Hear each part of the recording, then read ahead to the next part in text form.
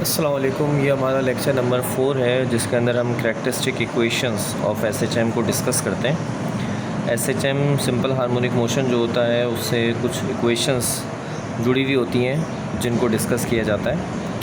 और हमारे पास क्योंकि 3 तरह के हमने केसेस पढ़े हैं एसएचएम में, तो हर एक की हमारे पास करैक्टरिस्टिक इक्वेशंस हैं। जैसे केस नंबर 1 जिसका नाम है uniform circular motion.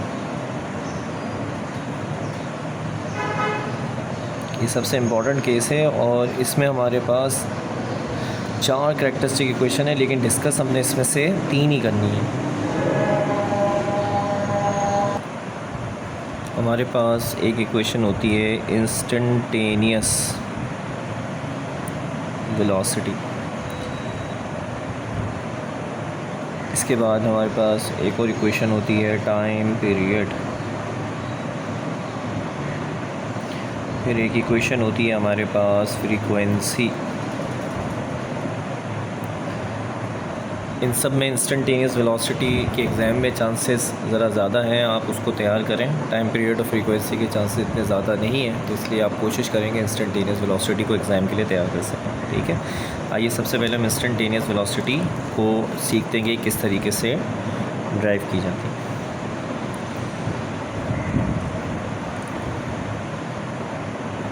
Instantaneous velocity से क्या मुराद है, आइए ज़रा इसको समझते हैं। सबसे पहले यहाँ पर हम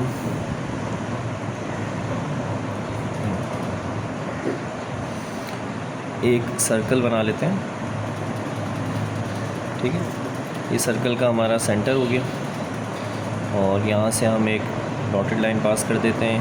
this is the Y axis and this is the X axis. ये हमारा एक्स एक्सिस हो गया, ये वाई एक्सिस हो गया। और यहाँ पे हमारा फ़र्ज़ कर लें ये एक पार्टिकल मौजूद है। ये पार्टिकल इस वक्त जहाँ एग्जिस्ट करता है, इसको हमने एक नाम दे दिया है पॉइंट पी टी। इस पॉइंट पी टी पर जो है हमारे पास सर्कल का जो रेडियस है, ये रेडियस बराबर है एक्स नॉट। और यहाँ से इसका एक शेडो यहाँ पे ड्रॉ हो रहा है। शेडो का मतलब है परपेंडिकुलर, और ये शेडो जहाँ पे ड्रॉप हो रहा है उसका नाम है ए, और इस शेडो की वैल्यू है हमारे पास एक्स। यहाँ 90 का एंगल है और यहाँ पर आ रहा है थीटा।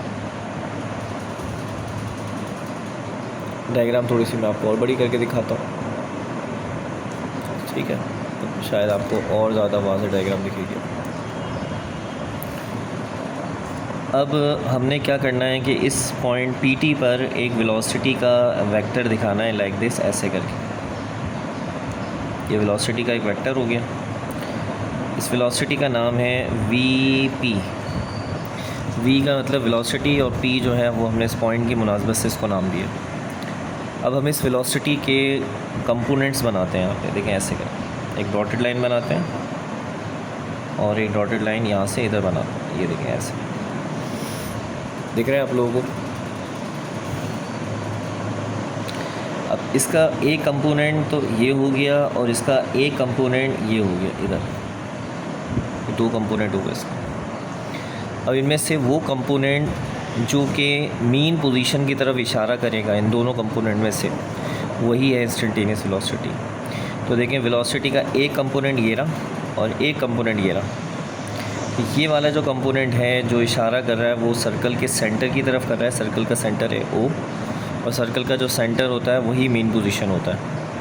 इसका मतलब है यही वाला जो वेलोसिटी का आपको हिस्सा नज़र आ रहा है, यही है इंस्टेंटेनियस वेलोसिटी। तो हमने इस वाले हिस्से के लिए एक फार्मूला बनाना है। तो मैं दोबारा से डायग्राम समझा देता हूँ। बड़ी आसान सी एक दायरा है जिसमें एक पार्टिकल है। दायरे का रेडियस एक्स नॉट और इस पार्टिकल का शेडो एक्स के बराबर है।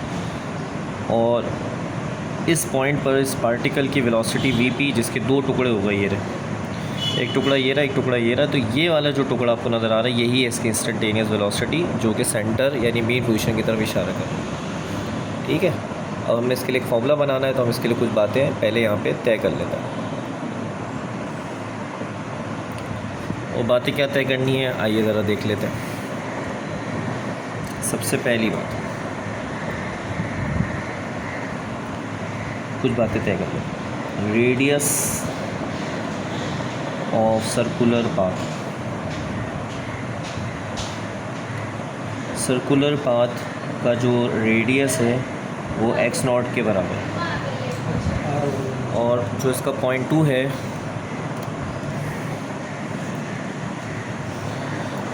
वो है एंगुलर वेलोसिटी। एंगुलर वेलोसिटी जिससे ये पार्टिकल्स दायरे में रिवॉल्व कर रहा है वो है ओमेगा। पॉइंट 3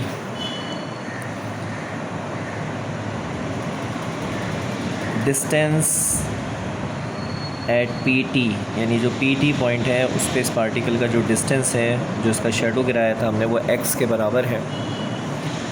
चौथा पॉइंट है हमारे पास वेलोसिटी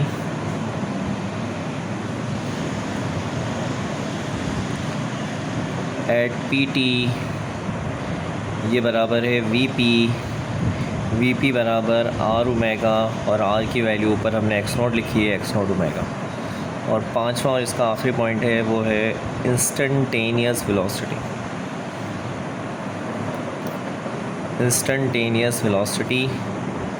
एट PT, और ये इंस्टेंटेनियस वेलोसिटी PT जो है वो v है, और हमें इसी v के लिए काम करना है। अब मैं आपको यहाँ पे इंस्टेंटेनियस वेलोसिटी के लिए जो फार्मूला है वो बनाकर दिखाता हूँ कि फार्मूला कैसे बनता है। इसके लिए सबसे पहले मैं आपको एक ट्रायंगल कंसीडर करके दिखा रहा हूँ। तो यहाँ पे जो मैंने पीछे आपको ट्रायंगल दिखाया, जो ज्योमेट्री दिखाई थी उसको गौर से देख लीजिएगा। उसी ज्योमेट्री के अंदर देखें दो ट्रायंगल हैं आपके पास। मैं आपको यहाँ से दिखा देता हूँ, देखें ये जूम करके दिखाता हूँ और से देखें एक ट्रायंगल ये रहा और एक ट्रायंगल ये रहा, ये दो ट्रायंगल है। तो मैं इस ट्रायंगल के अंदर पहले काम करूँगा। इस ट्रायंगल का नाम है OAP। तो यहाँ से मैं आपको पहले एक वैल्यू बना के दिखाऊँगा, फिर इसके बाद मैं इस वाले ट्रायंगल जो ऊपर नज़र आ रहा है छोटा सा, इस पे काम करूँगा, और इंस्टेंटेनियस वेलोसिटी जो ये वाला है इस पे काम करूँगा। ठीक है। अब सबसे पहले वो जो ट्रायंगल है उस ट्रायंगल का नाम है ट्रायंगल OAP। तो ये ट्रायंगल मैं आपको आपकी आसानी के लिए यहाँ बना के दिखा रहा हूँ, लेकिन ये ट्रायंगल एग्ज़ाम में नहीं बनाया जाता। इस ट्रायंगल को इसलिए नहीं बनाया जाता क्योंकि ऑलरेडी उस डायग्राम में आपके सामने मौजूद होता है। तो इस ट्रायंगल को इसलिए बना रहा हूँ ताकि आप इसकी सब चीज़ अच्छी तरह देख सकें। यहाँ 90 है, यहाँ थीटा है, और ये वाली साइड x थी और ये वाली साइड x0 थी। 90 के सामने ये वाली साइड है हाइपोटेन्यूज, और ये वाली साइड जो थीटा के साथ होती है उसे हम कहते हैं बेस। हमने यहाँ पर क्या करना है, cos थीटा लगा देना। cos थीटा बराबर होता है base upon hypotenuse. cos theta की वैल्यू बेस अपॉन हाइपोटेन्यूज होती है। बेस में आ रहा है x और हाइपोटेन्यूज में आ रहा है x0। तो ये cos थीटा की एक वैल्यू बन गई। ये वैल्यू अभी आगे चलकर इस्तेमाल में आएगी, और ये x अपॉन x0 है हमारे पास। अब इस वैल्यू को मज़ीद बेहतर तरीके से समझने के लिए और यूज़ करने के लिए अब हम अपना दूसरा ट्रायंगल जो बना हुआ था छोटा सा उसको कंसीडर करते हैं।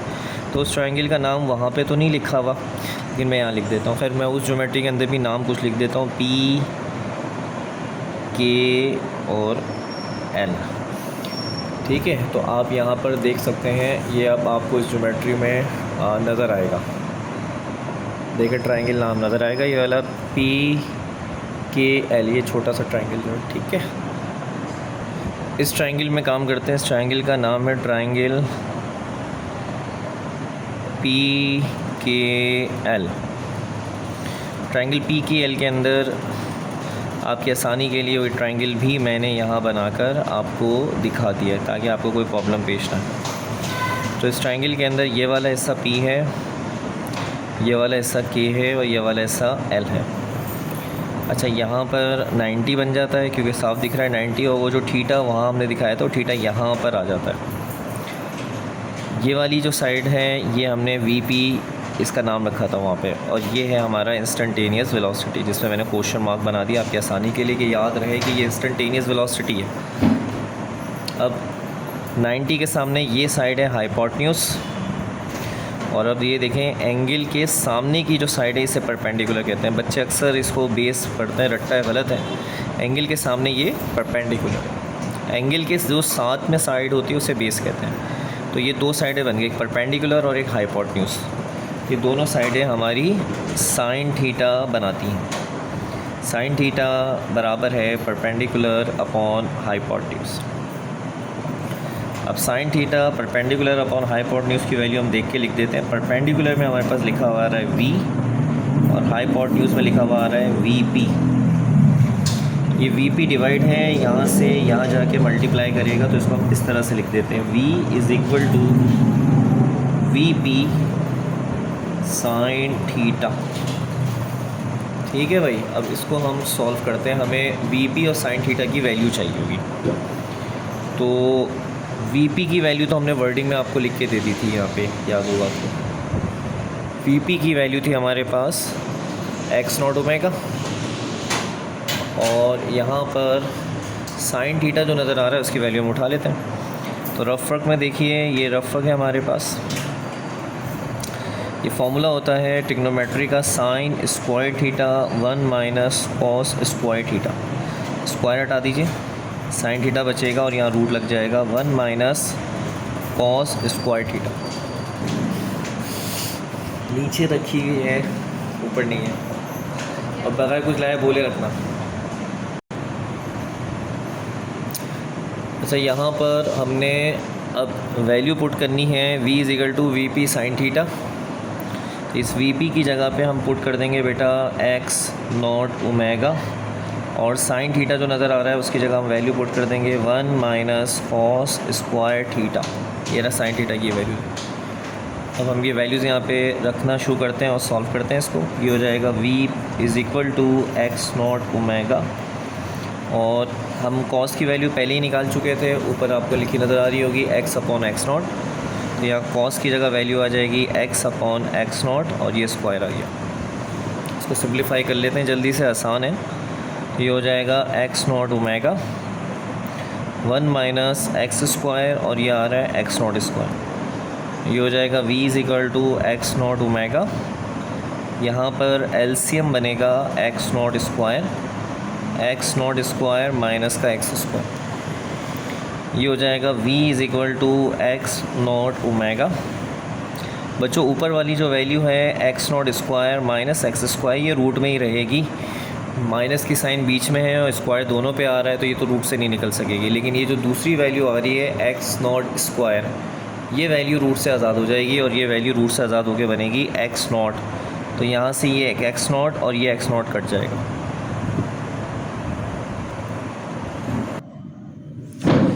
तो बच्चों, हमारे पास पीछे वाली जो लाइन थी उसके अंदर अब जो रिज़ल्ट बचा वो बचा omega root x0 square minus X square. ये जो फॉर्मूला इस वक्त आप देख रहे हैं इसी को हम कहते हैं इंस्टेंटेनियस वेलोसिटी। इसमें x0 कट गया था। तो ये फार्मूला जो फिर इसकी पुरानी किताब थी उसके हिसाब से तो बड़ा अहम था, नई किताब में भी शामिल है, लेकिन ये बहुत कम डिस्कस हुआ है। लेकिन इसकी अहमियत रहती है, आप इसको नज़रअंदाज नहीं कीजिएगा, उसको लाजमी कंसीडर कीजिएगा। तो यहाँ ये टॉपिक एंड हो गया है। अब इसका थोड़ा सा एक्स्ट्रा वक्त जल्दी से 1 से 2 मिनट में देख लेते हैं एक्स्ट्रा। वो ये कि ये जो इंस्टेंटेनियस वेलोसिटी आपने बनाई है ये वाली v is equal to omega x0 square minus X square, ये मैक्सिमम भी बनती है और मिनिमम भी बनती है। मिनिमम का मतलब ज़ीरो। अच्छा, ये इंस्टेंटेनियस वेलोसिटी है, ध्यान रखिएगा।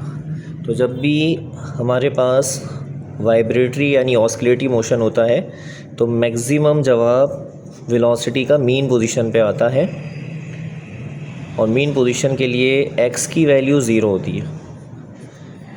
तो अगर आप इस फॉर्मूले में x की जगह ज़ीरो रख दें, आप खुद भी सॉल्व कर सकते हैं, समझदार है माशाल्लाह। x की जगह ज़ीरो करेंगे तो ये हिस्सा ख़त्म हो जाएगा, खाली ये बचेगा, इसका स्क्वायर रूट को काटेगा।